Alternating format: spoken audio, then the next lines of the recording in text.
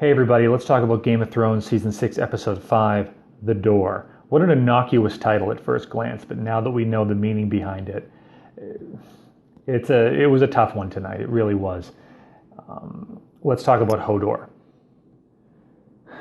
If Bran is the hero that we're hoping he's going to be, that all this training is leading to him being able to turn the tide of the war against the others, the White Walkers, and restore order to not only the North but Westeros, then Hodor giving his life to buy Bran the precious, seconds he needed to get away from the Whites, save the world. So he went out an absolute hero, but at the cost of his own life. And it's a cost he paid as a young boy, but he never knew it. And I wonder if even now, at the very end, if he realizes what he's done and how important it was. Bran is looking to be more dangerous than helpful, though, because he didn't finish his training. And just like Luke Skywalker, he was in such a hurry to get out there and to fight the good fight and to confront the Night's King when he was not ready. He didn't know what forces he was meddling with. And the three-eyed raven, just like Obi-Wan Kenobi, leaves him in the middle of his training. And when Bran says, "Am I ready?" and Max von Sydow just says, "No." It's just so telling that he is not ready for what he's gotten himself into. And it cost him not only his, I don't want to say his servant, but his friend, Hodor. And it also cost him his direwolf, Summer. Just a quick sidebar, could you stop killing direwolves? There's only 2 left. We only have Nymeria, who's running around, I think, the Riverlands with a pack of other wolves. I mean, that's sort of a book spoiler, but and we have Ghost, who is very much in the fray with Jon Snow. But why did we have to kill Shaggy Dog and Summer off 1-2 so without any ceremony at all? Summer just, threw his life away. He just jumped into a bunch of whites and didn't even seem to kill any. He just jumped in and maybe bought Bran an extra 30 seconds, but I don't see what the point was of that. The direwolves for me are a reminder of that first episode when Ned Stark found them and they were supposed to be, the direwolf is the sigil of House Stark. And so they're to me a representation of the past in the Stark family. So I could see how killing them is just continuing to chip away at what's left of the Starks. But, have them go out like heroes. Have them, if Summer had grabbed a White Walker's neck and just chewed it out, I would have, it just seemed like Summer threw his life away. And Shaggy Dog was killed off screen with no ceremony at all. And I just don't appreciate it. The direwolves are important characters. And if Ghost goes out like a punk like that, I'm going to be pretty upset. So it's important to understand that Bran has 2 powers. It's warging, which is taking over another creature. And also green sight, which is the ability to go to other places and to see the past.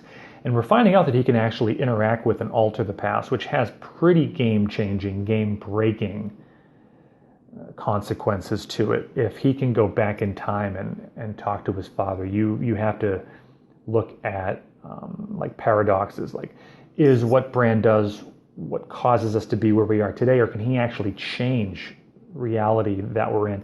I think from a storytelling perspective, if we're actually able to change the reality that we're in, and just as an extreme example, go back and warn Ned about Littlefinger, so he was actually able to stop Joffrey from ascending to the throne. That's not good storytelling, because that means that everything that happened from then to now is meaningless, and we don't want that. But if he could find out that it's the self-fulfilling prophecy, whereas all the things he does makes the reality we already know take place.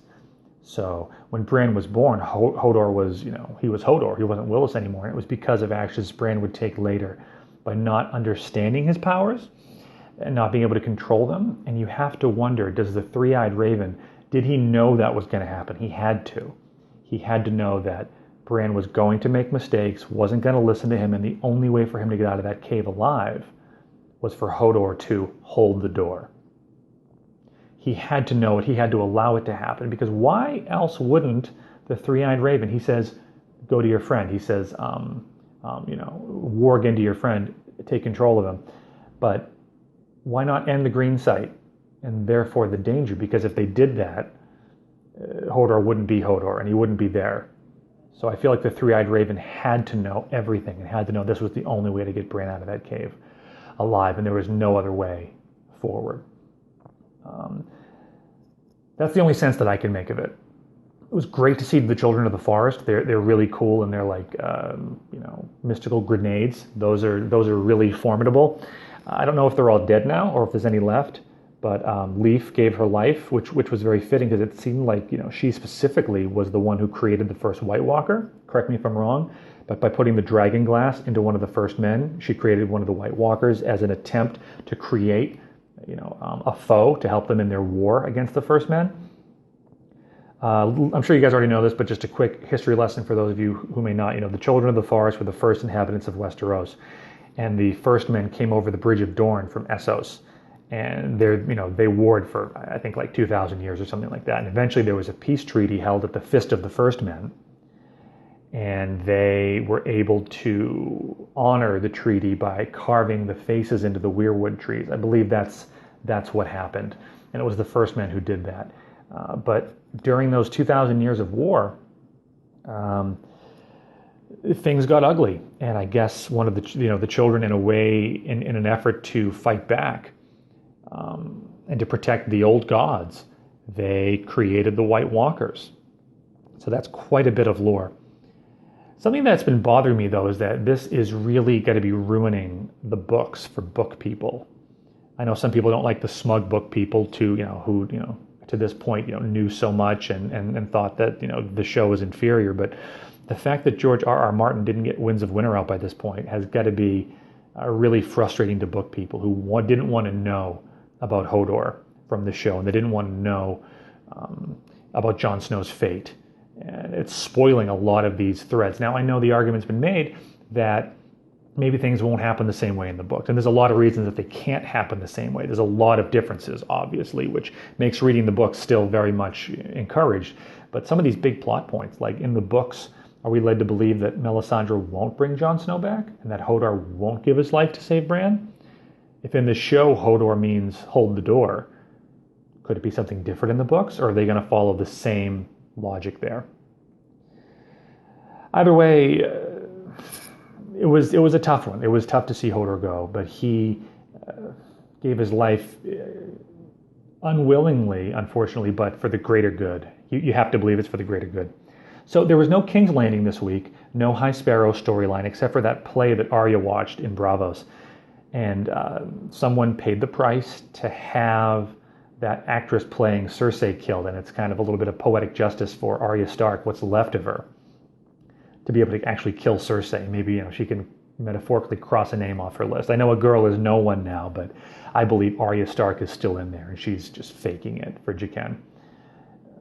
So the one thing about the many-faced god I don't understand is, someone just does murder for hire? Is that what he's about? I mean, so we're led to believe that the young girl playing Sansa is jealous of the actress playing Cersei, came to the House of Black and White and paid the Faceless Men to do murder, and now they just do it? I mean, I don't understand how that's the will of the many-faced god.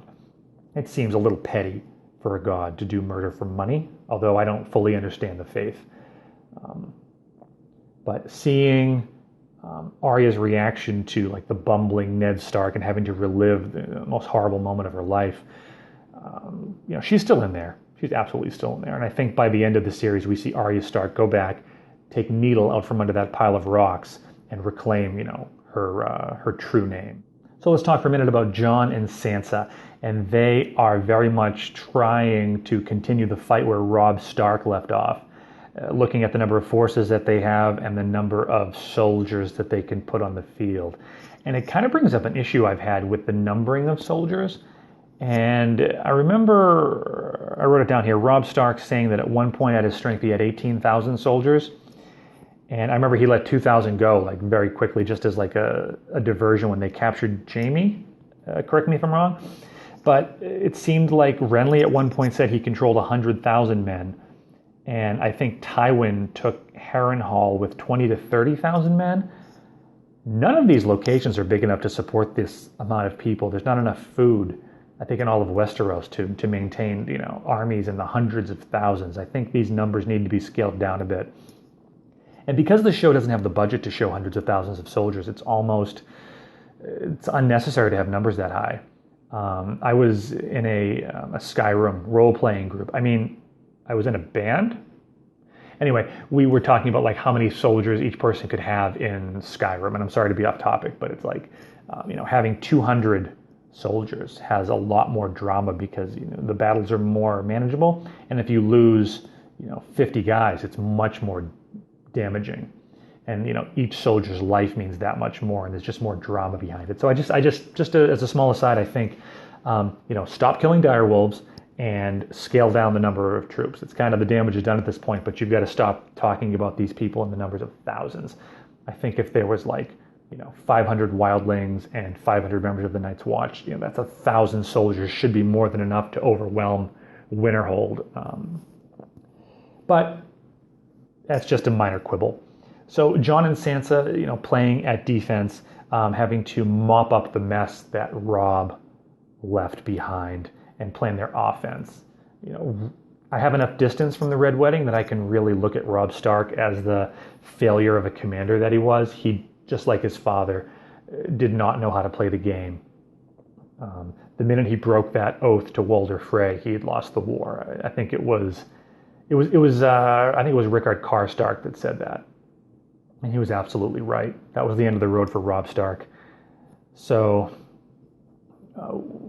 Sansa very wisely telling Littlefinger to take his Knights of the Vale and get the hell out of the north, I thought was a nice bit. Her saying, "What do you think Ramsay did to me?" And really making him, sit in his own mess and making him understand that there are consequences for his actions. His game that he's playing, I think he's starting to lose some credibility because people aren't going to buy into his bullshit any longer. I think people are starting to realize what he is. He controls the Vale right now through young Robb and Arryn, but I think people are going to start seeing through him, and maybe this is the beginning of the end for Littlefinger. Not sure. Littlefinger's counterpart, Varys, seemed very sort of vulnerable tonight, recounting the tale of his mutilation. And are we supposed to believe that he heard the voice of Rhaelor, the Lord of Light, in the fire? It seemed like his atheism maybe was a little bit of a shield against, remembering that pain. I'm not sure. But Tyrion, in his limited screen time tonight, was great in trying to kind of keep things friendly, and he's trying to be the imminent politician, and that is definitely his role. Dany at some point is going to come back with the Dothraki army, and next week's episode is called Blood of My Blood, which has to be foreshadowing for Dany to make a triumphant return to Meereen. Just a guess. The scenes with Dany and Jorah, when she seems very vulnerable and sad, almost on the verge of tears, saying, as your queen, I command you to find the cure and come back. When I go to Westeros, I need you at my side. And that's good because Jorah is a great character. He's very well written, and I like him. And I don't want to see him just become a stone man and give up. He should fight and come back and be at Dany's side when she inevitably crosses either the narrow sea or, as I keep saying, when she goes around the long way and lands at Casterly Rock. But that was a great scene with Dany and Jorah tonight. Really good character moment between those two, and sort of really building on the relationship that the show has established over the last 6 years between the two of them. And finally, let's stop in Pike, talk about the Kingsmoot in the Iron Islands. It would have made no sense to introduce Euron Greyjoy just to have him, not win the Salt Throne, I think they call it. And it showed really great character by Theon to stand behind what he said and support his sister. There was a tense moment where you think he's going to say, I should be king.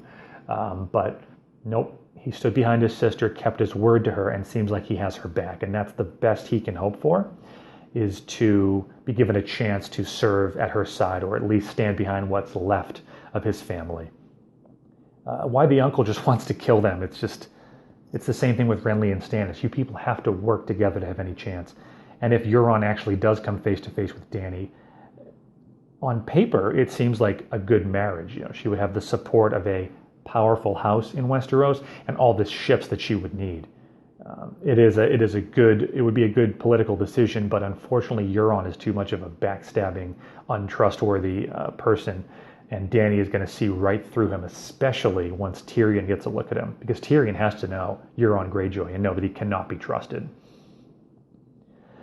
So, until next week, hold the door. Really, really, it was a gut punch this week, and next week is Blood of My Blood, and we'll see you then. Thanks very much for watching.